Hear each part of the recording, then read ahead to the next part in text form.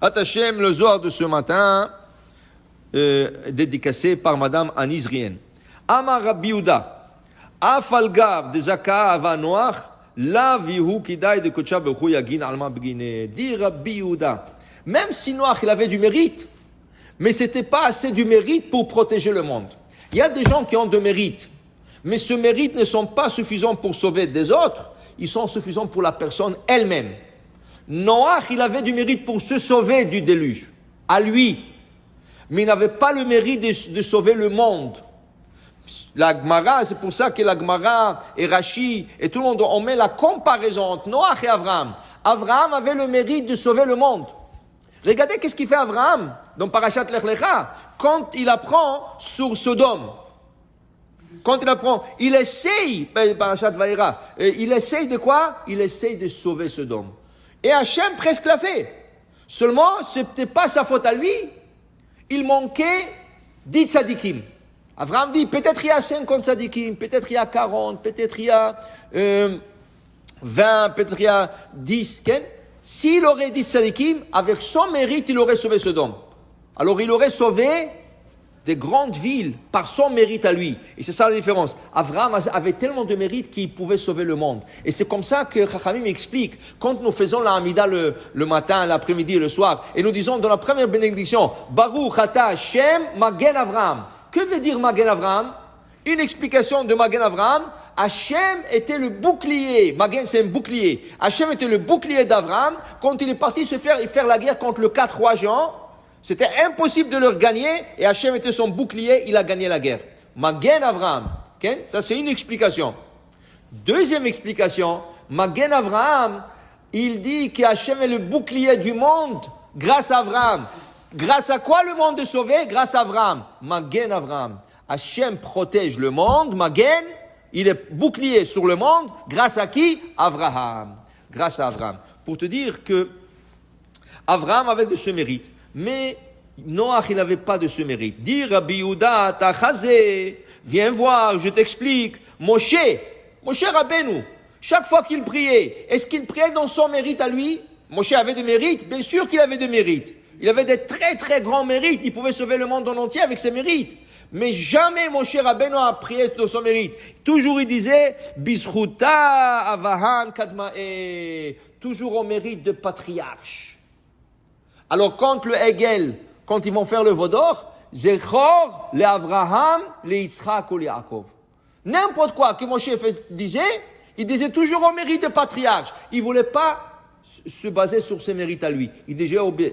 Alors dit Rabbi Yehuda, tu comprends? Moshe pouvait le faire, pourquoi? Parce qu'il avait Avraham, Yitzhak, Yaakov avant lui. Mais Noach, avant lui, il n'y avait rien. Alors en quoi il aurait prié? Il n'y avait pas de patriarche encore. Dit Rabbi Yehuda, c'est pour ça que Noach n'avait pas assez de mérite de sauver le monde. Parce que, oui, il avait de mérite pour se sauver à lui, mais pour sauver le monde, ça prenait le srout de patriarche, mais il n'y avait pas encore patriarche. Abraham est né rien qu'après. Oui, mais touché là. Mais ce n'était pas patriarche, ce n'est pas les patriarches qui sauvaient le monde. Alors, dans ce cas, il n'avait pas le mérite de sauver le monde. Alors vient Rabbi Yitzhak, Amar Rabbi Yitzhak, Vim Kolda, qui vendama le Kutsha Beichouva, qui monte Berititach. Mais malgré tout ça, dit Rabbi Yitzhak, je comprends pas. Quand Hachem lui a dit, je te ferai une alliance, je te sauverai à toi. Aval elemi verachame alayou. Il fallait qu'il prie pour le monde. Top, tu n'as pas assez de mérite. Mais la prière, tu peux faire? Pourquoi tu n'as pas fait une prière? Alors le Midrash, Rashi, on met le Midrash. Quand Noach est sorti après le déluge, et le monde était détruit, il commençait à pleurer. Quoi? Je me rappelle, ce monde, il y a 1 an, il y avait du monde, il y avait de maisons, il y avait des gens, il y avait des animaux. Là, il n'y a rien du tout, rien. Il commençait à pleurer. Hachem me dit, maintenant tu pleures? Il fallait pleurer avant, il fallait prier. Peut-être si tu aurais prié, je t'aurais écouté. Alors tu n'as pas de mérite. Mais tu peux faire la prière, non? Alors pourquoi tu n'as pas fait la prière? Ça c'est Rabbi Yitzhak qui dit à Rabbi Yehuda. Tu me dis qu'il n'avait pas le mérite, il n'y avait pas de patriarche pour prier. Ça va, prie toi-même. Prie, fais la prière à Hachem. Peut-être il va l'accepter. Peut-être oui, peut-être non, on ne sait pas. Mais pourquoi tu n'as pas prié? Peut-être tu aurais sauvé le monde. Alors il dit Rabbi Yehuda il retourne. Ah ma Rabbi Yehuda, qu'est-ce que tu veux de lui? Qu'est-ce que tu veux de lui? Tu sais qu'il habitait dans une génération de pervers, de méchants. Et tu sais que quand quelqu'un est tzaddik et il habite dans un entourage de Rechaïm, des fois le Rechaïm, Hachem veut leur détruire. Mais des fois, Hachem, qu'est-ce qu'il fait? Il prend le tzaddik pour sauver le Rechaïm. Pour qu'il ne tue pas tout ce masse de monde, de gens. Qu'est-ce qu'il fait Hachem? Il a un tzaddik, alors il enlève le tzaddik à une seule personne pour sauver le Rechaïm. Noach, il avait peur. Noach, il avait peur qu'Hachem lui prend à lui pour sauver le monde.